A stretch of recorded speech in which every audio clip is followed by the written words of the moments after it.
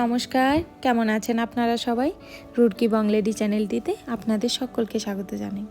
অনেক দিন পর চলে এসেছি একটি নতুন ভিডিও নিয়ে। আজকে আমরা যাচ্ছি কাশ্মীর। তো আমাদের দিল্লি থেকে ফ্লাইট রয়েছে 11:30টার সময়, তাই আমরা মোটামুটি ভোর 5টা 5:30টার সময় বেরিয়ে পড়েছিলাম। ক্যাব করে মোটামুটি ওই 4 ঘন্টার মতো লেগে যায়। তো এখন আমরা বেশ অনেকটাই এসে গেছি। এখন মোটামুটি 7টার মতো বাজে। তো রাস্তাতেই দাঁড়িয়ে কিছু ব্রেকফাস্ট করে তারপর আবার যাব। তো আমাদের এই কাশ্মীর ট্যুরটি 5 দিনের রয়েছে। আমরা দুটো ফ্যামিলি মিলে যাচ্ছি। তো আমরা অনলাইনে হোটেল ক্যাব বুক করে নিয়েছি যেন পুরো ট্যুরটি সুন্দরভাবে আমরা উপভোগ করতে পারি। আপনাদেরকে আরেকটা কথা বলি, আপনারা যদি কাশ্মীর আসার প্ল্যানিং করছে তো অবশ্যই আমি বলবো আপনারা দুটো ফ্যামিলি মিলে আসবেন, কারণ সেখানে আপনাদেরকে প্রতিটা জায়গাতেই ক্যাব বুক করতে হবে। তো দুটো ফ্যামিলিতে এলে আপনাদের অনেকটাই সুবিধা হবে। তো তারপর আমরা দিল্লি হাইওয়ে রোডে ব্রেকফাস্ট করার জন্য এই রেস্টুরেন্টে দাঁড়িয়ে পড়ি। তো চলুন ব্রেকফাস্ট করে আবার দেখা হচ্ছে।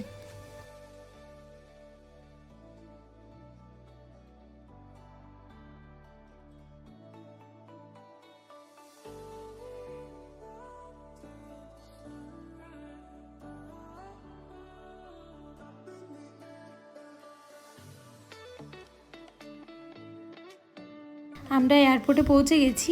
আমাদের আসতে বেশ অনেকটাই লেট হয়ে গেছে, 5 ঘন্টা 5.5 ঘন্টা লেগে গেছে। রাস্তাতে প্রচুর ট্রাফিক জ্যাম পেয়েছিলাম, ভেবেছিলাম হয়তো ফ্লাইট মিস হয়ে যাবে, কিন্তু যাই হোক ঠাকুরের ইচ্ছেতে আমরা ফ্লাইটটা পেয়ে গেছি। তারপর আমরা ফ্লাইটে উঠে হালকা স্ন্যাক্স করে নিই।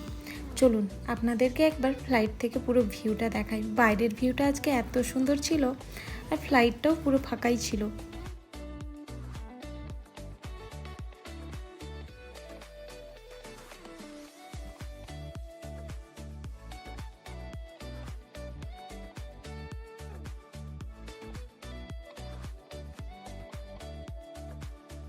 তো ফাইনালি আমরা কাশ্মীরে পৌঁছে গেছি। তো বাইরে প্রচণ্ড ঠান্ডা ছিল, আমরা সবাই খুব হালকা হালকা ড্রেস পরেছিলাম। তো সবার প্রথমে আমরা জ্যাকেট ট্যাকেট পরে নিই। তারপর আমাদের যেহেতু ক্যাব বুক করা আছে, তো ড্রাইভার সেই জন্য বাইরে আমাদের জন্য ওয়েট করছিল। তো চলুন গাড়িতে চেপে আবার দেখা হচ্ছে। তো এখন আমরা ক্যাবে উঠে গেছি। এখন আমরা হোটেল অপেরা ইনে যাচ্ছি, যেটি শ্রীনগরে রয়েছে। এয়ারপোর্ট থেকে হোটেলটি 15 কিলোমিটার দূরত্বে রয়েছে। আমাদের হোটেলটি আগের থেকে বুক করা ছিল বলে অনেকটাই সুবিধে হয়েছিল, না হলে এসে পর আবার হোটেল খুঁজতে হলে সেটা একটু চাপের হয়ে যেত।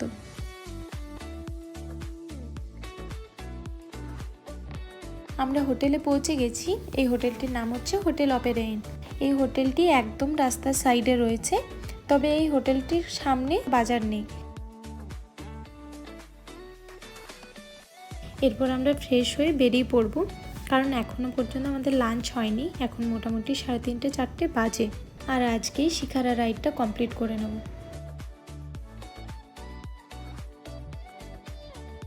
সত্যি বলতে হোটেলটির ভেতরটা বেশ সুন্দর ছিল, আর সত্যি বলতে এখানের লোকজনগুলো খুব ভালো ছিল। আর এরা একটু ছোট্ট মতন দোকান করে রেখেছে, আপনারা দেখতেই পাবেন। কাশ্মীরি চাদর ব্যাগ রয়েছে, কিন্তু দামটা অনেকটাই বেশি রেখেছে।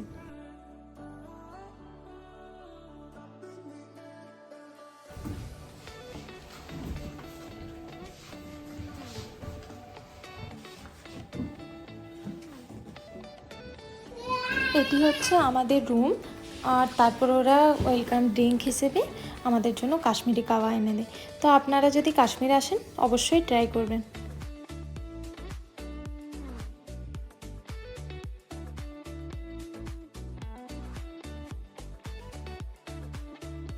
তো আমরা ফ্রেশ হয়ে বেরিয়ে পড়েছি।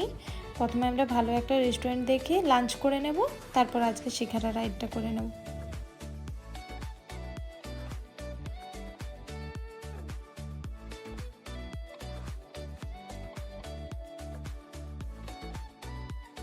এখানে বিভিন্ন ধরনের সুন্দর সুন্দর শিখারা রয়েছে, তো আপনাদেরকে একটু বার্গেনিং করে নিতে হবে। আমরা একটা শিখারা বুক করেছিলাম 4 জনে, 400 টাকা নিয়েছিল। এই যে সাইডে দেখছেন এগুলো হচ্ছে হাউস বোট। আপনারা যদি কাশ্মীরে যান তাহলে অবশ্যই একদিনের জন্য হলেও হাউস বোটে থাকবেন। আমরাও ভেবেছিলাম থাকবো, কিন্তু আমরা ভয় পেয়েছিলাম যে সেখানে স্নেক থাকবে নাকি, তাই আমরা থাকিনি। নেক্সট বার আবার যদি কোনো দিন যাই তাহলে অবশ্যই আমরা সেখানে থাকবো। स्नेक रहता है क्या अंदर?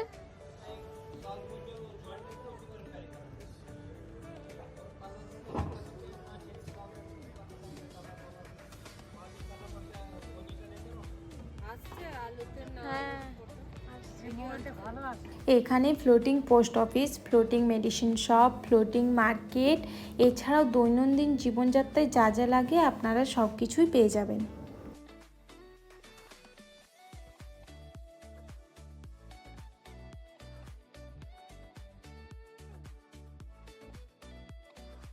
তো আজকের মতো ভিডিওটি আমি এখানেই শেষ করছি। যদি আপনাদের ভালো লেগে থাকে তাহলে অবশ্যই লাইক কমেন্ট শেয়ার করবেন, আর চ্যানেলটি যদি এখনও সাবস্ক্রাইব না করে থাকেন তাহলে অবশ্যই সাবস্ক্রাইব করবেন। দেখা হচ্ছে পরের আরেকটি ভিডিওতে। ভিডিওটি যদি আপনাদের ভালো লেগে থাকেন তাহলে please like comment share. Bye bye.